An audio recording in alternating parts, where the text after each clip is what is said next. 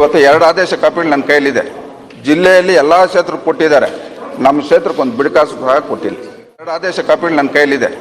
ಜಿಲ್ಲೆಯಲ್ಲಿ ಎಲ್ಲ ಕ್ಷೇತ್ರಕ್ಕೆ ಕೊಟ್ಟಿದ್ದಾರೆ, ನಮ್ಮ ಕ್ಷೇತ್ರಕ್ಕೆ ಒಂದು ಬಿಡುಕಾಸು ಸಹ ಕೊಟ್ಟಿಲ್ಲ. ರವಿಕುಮಾರ್ BN ಶಿಡ್ಡಘಟ್ಟ. ಮಾನ್ಯ ಅಧ್ಯಕ್ಷರೇ, ಚುಕ್ಕೆ ಗುರುತಿನ ಪ್ರಶ್ನೆ 947 ಸಮಾಜ ಕಲ್ಯಾಣ ಇಲಾಖೆ ಸಚಿವರನ್ನ ಕೇಳಕ್ಕೆ ಬಯಸ್ತಾ ಇದ್ದೀನಿ ಅಧ್ಯಕ್ಷರೇ. ಮಾನ್ಯ ಅಧ್ಯಕ್ಷರೇ, ಮಾನ್ಯ ಸಚಿವರು ಉತ್ತರವನ್ನು ಒದಗಿಸಿದ್ದಾರೆ. ಆದರೆ ಈ ಉತ್ತರ ಒಂದು ಸಮಂಜಸವಾಗಿ ಇಲ್ಲ ಅಂತ ನಾನು ಹೇಳಕ್ಕೆ ಬಯಸ್ತೀನಿ ಅಧ್ಯಕ್ಷ. ಮಾನ್ಯ ಅಧ್ಯಕ್ಷರೇ, ಇವತ್ತು ನಮ್ಮ ಶಿಡ್ಲಘಟ್ಟ ವಿಧಾನಸಭಾ ಕ್ಷೇತ್ರ ಭಾಳಷ್ಟು ಹಿಂದುಳಿದಿರ್ತಕ್ಕಂಥ ಕ್ಷೇತ್ರ. ಇವತ್ತು ನಮ್ಮ ಕ್ಷೇತ್ರದಲ್ಲಿ ಇವತ್ತು ಪರಿಶಿಷ್ಟ ಜಾತಿ ಮತ್ತು ಪರಿಶಿಷ್ಟ ಪಂಗಡ ಸುಮಾರು 60,000 ಮತದಾರರಿರ್ತಕ್ಕಂಥ ಕ್ಷೇತ್ರ ಇದೆ ಅಧ್ಯಕ್ಷರೇ. ಮಾನ್ಯ ಅಧ್ಯಕ್ಷರೇ, ಸಚಿವರು ಉತ್ತರ ಕೊಟ್ಟಿದ್ದಾರೆ. ಪ್ರತಿ ವರ್ಷ ಲಭ್ಯವಿರುವ ಅನುದಾನ ಆಧಾರದ ಮೇಲೆ ಎಲ್ಲ ಕ್ಷೇತ್ರಗಳಿಗೂ ಅನುದಾನ ಹಂಚಿಕೆ ಮಾಡಲಾಗುತ್ತಿದೆ, ಆದ್ದರಿಂದ ಯಾವುದೇ ತಾರತಮ್ಯ ಮಾಡಿಲ್ಲ ಅಂತೇಳಿ ಉತ್ತರವನ್ನು ಕೊಟ್ಟಿದ್ದಾರೆ. ಆದರೆ ಇಲ್ಲಿ ಏನಾಗಿದೆ ಅಂದರೆ 2024-25ನೇ ಸಾಲಿನಲ್ಲಿ ನಮ್ಮ ಚಿಕ್ಕಬಳ್ಳಾಪುರ ಜಿಲ್ಲೆಗೆ ಸಂಬಂಧಪಟ್ಟಂಗೆ ಗೋರಿಬಿದನೂರು ತಾಲೂಕು 9 ಕೋಟಿಯನ್ನು ಕೊಟ್ಟಿದ್ದಾರೆ, ಚಿಕ್ಕಬಳ್ಳಾಪುರ ತಾಲೂಕು 4 ಕೋಟಿ ಕೊಟ್ಟಿದ್ದಾರೆ, ಮತ್ತು ಬಾಗೇಪಲ್ಲಿಗೆ 4 ಕೋಟಿ ಕೊಟ್ಟಿದ್ದಾರೆ. ನಮ್ಮ ಶಿಡ್ಲಘಟ್ಟ ವಿಧಾನಸಭಾ ಕ್ಷೇತ್ರಕ್ಕೆ ಇವತ್ತು ಒಂದು ಹಣ ಯಾವುದೇ ಬಿಡುಗಡೆ ಆಗಿಲ್ಲ ಅಧ್ಯಕ್ಷರೇ. ದಯಮಾಡಿ ಮಾನ್ಯ ಸಚಿವರು ಇವತ್ತು ನಮ್ಮ ಶಿಡ್ಲಘಟ್ಟ ವಿಧಾನಸಭಾ ಕ್ಷೇತ್ರದ ಒಂದು ಇತಿಹಾಸ ನೋಡಿದಾಗ 16 ವಿಧಾನಸಭಾ ಚುನಾವಣೆಯಲ್ಲಿ 11 ಬಾರಿ ಕಾಂಗ್ರೆಸ್ ಪಕ್ಷದ ಶಾಸಕರನ್ನು ಗೆಲ್ತಿರ್ತಕ್ಕಂಥ ಕ್ಷೇತ್ರ ಮಾನ್ಯ ಅಧ್ಯಕ್ಷರೇ. ಇವತ್ತು ನಮ್ಮ ಕ್ಷೇತ್ರದಲ್ಲಿ ಮುಖ್ಯವಾಗಿ ಇವತ್ತು ಅಂಬೇಡ್ಕರ್ ಭವನ ಇಲ್ಲ. ಇವತ್ತು ಏನು ನಮ್ಮ ಕ್ಷೇತ್ರದಲ್ಲಿ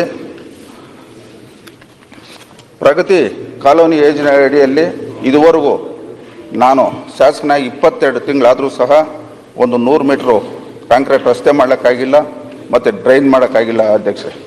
ಮುಖ್ಯವಾಗಿ ಇವತ್ತು ನಮ್ಮ ಗ್ರಾಮೀಣ ಮತ್ತು ಪಂಚಾಯತ್ ರಾಜ್ ಸಚಿವರು ಸಹ ಇಲ್ಲೇ ಇದ್ದಾರೆ ಅಧ್ಯಕ್ಷರೇ. ದಯಮಾಡಿ ಅವರು ಸಹ SCP ಮತ್ತು TSPಯಲ್ಲಿ ನಮ್ಮ ಕ್ಷೇತ್ರಕ್ಕೆ ಈ 2 ವರ್ಷವೂ ಒಂದು ಬಿಡುಕಾಸು ಸಹ ಬಿಡುಗಡೆ ಮಾಡಿಲ್ಲ. ದಯಮಾಡಿ ನಮ್ಮ ಕ್ಷೇತ್ರನ ಇವತ್ತು ಈ ಸರ್ಕಾರ ಸಚಿವರು ಗಮನಿಸಬೇಕು, ನಮ್ಮ ಕ್ಷೇತ್ರಕ್ಕೆ ವಿಶೇಷವಾಗಿ ಅನುದಾನ ಕೊಡಬೇಕಂತೇಳಿ ತಮ್ಮ ಮುಖೇನ ನಮ್ಮ ಸಮಾಜ ಕಲ್ಯಾಣ ಇಲಾಖೆ ಸಚಿವರಿಗೂ ಮತ್ತು ನಮ್ಮ ಪ್ರಿಯಾಂಕಾ ಖರ್ಗೆ ಅವ್ರಿಗೂ ನಾನು ಮನವಿಯನ್ನು ಮಾಡ್ತಾ ಇದ್ದೀನಿ ಅಧ್ಯಕ್ಷ. 20, 21, 22, 23ರಲ್ಲಿ ಶಿಡ್ಲಘಟ್ಟ ಕ್ಷೇತ್ರಕ್ಕೆ ಈ ಒಂದು ಅಭಿವೃದ್ಧಿಯಲ್ಲಿ ಅವ್ರಿಗೆ ಮಂಜೂರಾತಿ ಮಾಡಿಲ್ಲ. 23, 24ರಲ್ಲಿ ಸುಮಾರು 1 ಕೋಟಿ 49 ಲಕ್ಷ ರೂಪಾಯಿನ ಮಂಜೂರು ಮಾಡಿಕೊಟ್ಟಿದ್ದೀವಿ. ಅದರಲ್ಲಿ 82 ಲಕ್ಷ 90,000 ರೂಪಾಯಿನ ರಿಲೀಸ್ ಮಾಡಿದ್ದೀವಿ, ಉಳಿದಿರೋದು ಕೊಡ್ತೀವಿ. ಮತ್ತು ತಾಲೂಕು ಹೆಡ್ ಕ್ವಾರ್ಟರ್ಸಲ್ಲಿ ಏನಾದರೂ ಅಂಬೇಡ್ಕರ್ ಭವನ ಇಲ್ಲದೇ ಇದ್ದರೆ ಅದನ್ನು ವರದಿ ತರಿಸ್ಕೊಂಡು ಅದನ್ನು ಪ್ರಾರಂಭ ಮಾಡಲಿಕ್ಕೆ ಕ್ರಮ ಕೈಗೊಳ್ತೀವಿ. ಮತ್ತು ಹಣದ ಲಭ್ಯತೆ ನೋಡಿಕೊಂಡು ಎಲ್ಲ ಕ್ಷೇತ್ರಗಳಲ್ಲೂ SC ST ಸಮುದಾಯಗಳು ಹೆಚ್ಚಿನ ಪ್ರಮಾಣದಲ್ಲೇ 50,000, 40,000, 60,000 ಜನಸಂಖ್ಯೆ ಇದ್ದಾರೆ.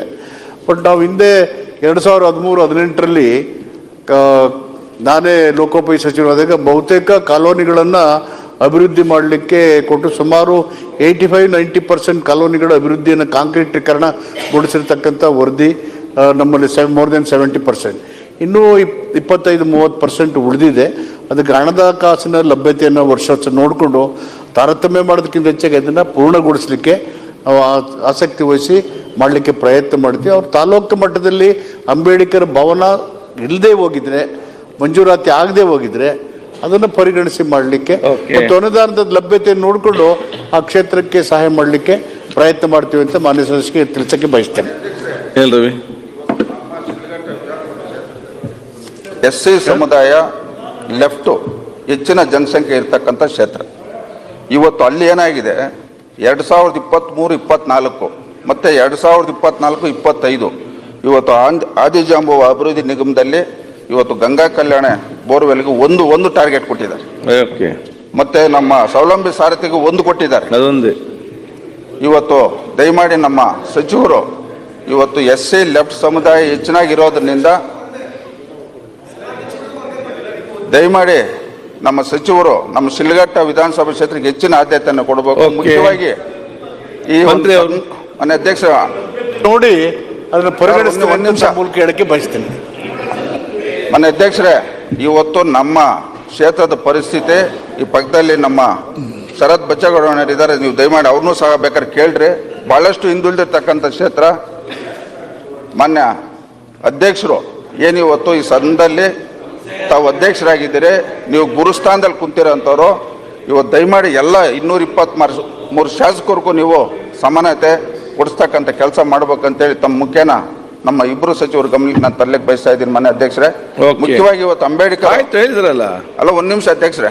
ಇವಾಗ ನಾವು ಶಾಸಕರಾಗಿ 22 ತಿಂಗಳಾಗಿದೆ. ಇದು 2ನೇ ಬಾರಿ ನಾನು ಕೊಟ್ಟಿದ್ದೀನಿ ನೀವು ಅವಕಾಶ. ಜಾಸ್ತಿ ಮಾತಾಡಿದರೆ 3ನೇ ಬಾರಿ 4ನೇ ಬಾರಿ ಗೆದ್ದಿರೋರು ಮಾತಾಡ್ಬೇಕು ಅಂತೀರ ನೀವು.